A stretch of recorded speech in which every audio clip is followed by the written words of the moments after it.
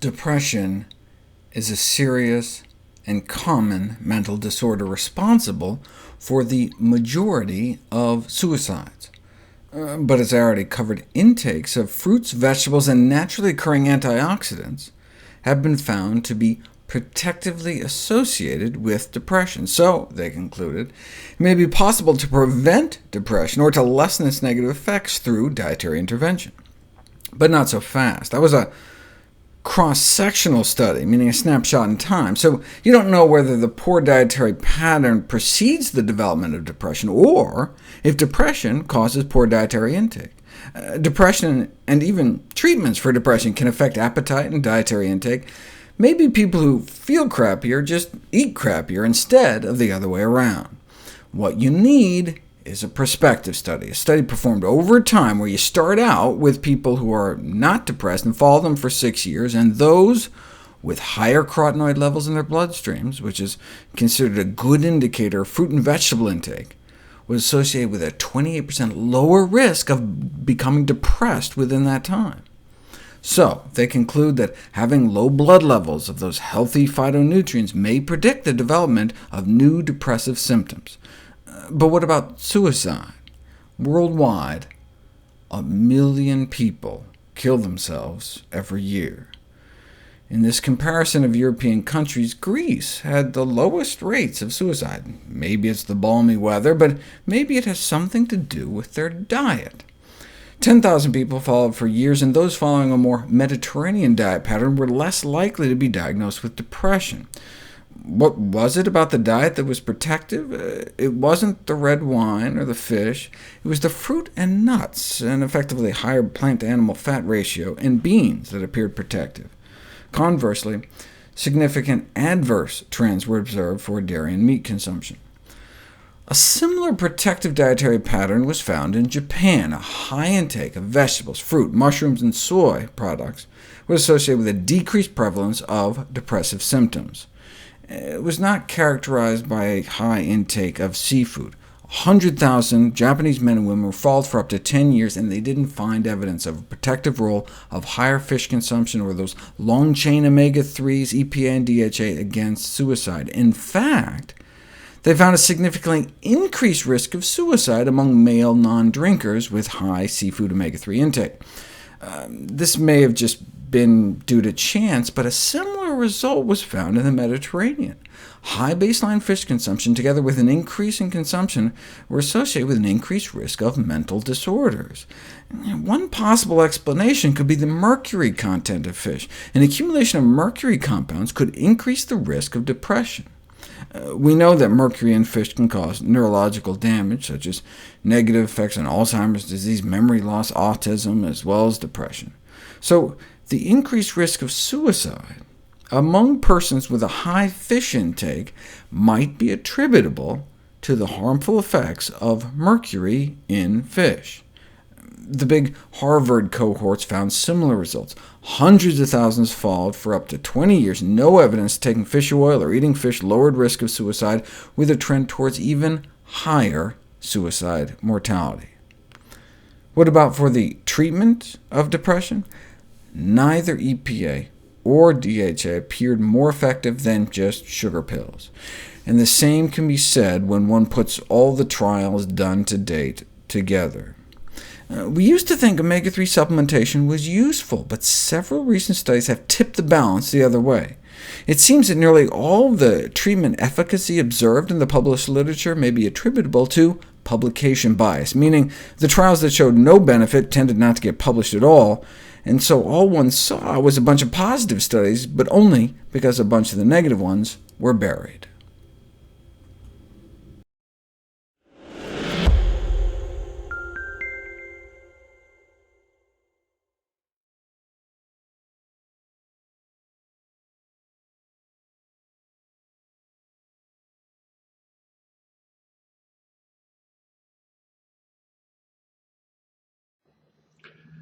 My name is Sam Vaknin.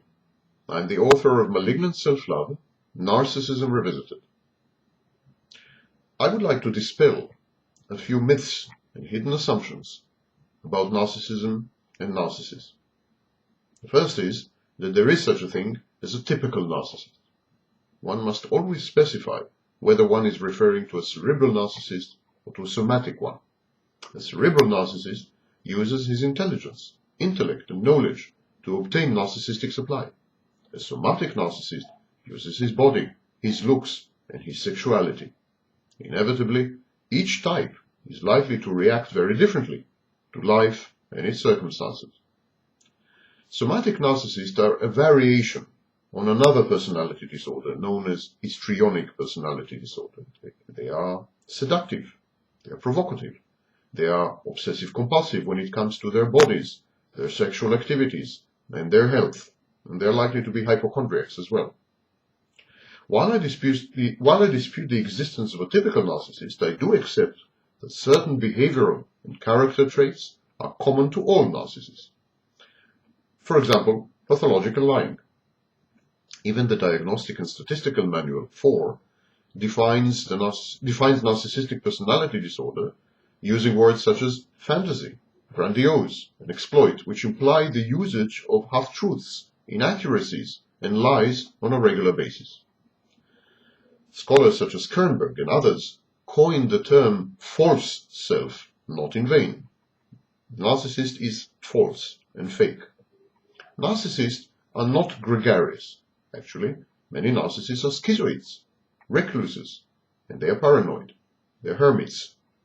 Naturally, narcissists love to have an audience, but only because and as long as the members of the audience provide them with narcissistic supply.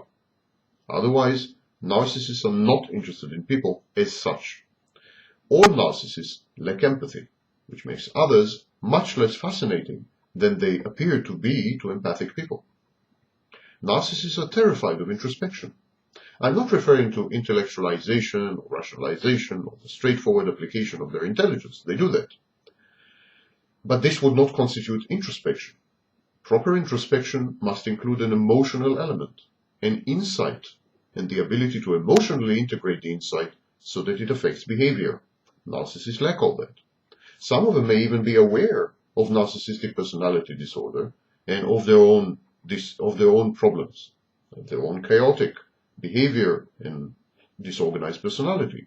But this self-awareness has no impact because it lacks emotional resonance within the narcissist. Some people are narcissists and they know it cognitively. They even think about it from time to time, but this does not amount to useful introspection. Narcissists do some real introspection and even attend therapy sessions following a life crisis only. So, to summarize, while there are no typical narcissists, there are traits and behavior patterns typical to all narcissists. The second myth is that pathological narcissism is a pure phenomenon that can be dealt with experimentally. Well, this is not the case. Actually, due to the fuzziness of the whole field, diagnosticians are both forced and encouraged to render multiple diagnoses with the same patient. This is called comorbidity. Narcissistic personality disorder usually appears in tandem with some other cluster B disorder, such as antisocial, histrionic, and most often borderline personality disorder. This is why, in the next version of the DSM-5, all personality disorders are going to be amalgamated, and instead of separate diagnoses, we're going to have one diagnosis of personality disorder with emphasized dimensions or traits. Regarding the third myth, that narcissists are prone to suicide, especially in the wake of a life crisis involving a grave narcissistic injury, I have a few things to say. Narcissists rarely, very rarely, commit suicide. They react with suicidal ideation and reactive psychosis to severe stress, but to commit suicide runs against the grain, the very essence of narcissism.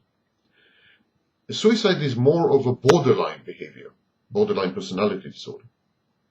The differential diagnosis of narcissistic from borderline personality disorder rests on the absence of attempted suicide and self-mutilation. In other words, narcissists do not attempt suicide and self-mutilation, while people with borderline personality disorder do. In response to a life crisis, divorce, public disgrace, imprisonment, accident, bankruptcy, terminal or disfiguring illness, and so on, the narcissist is likely to adopt either of two reactions. The narcissist can finally refer himself to therapy, realizing that something is dangerously wrong with him.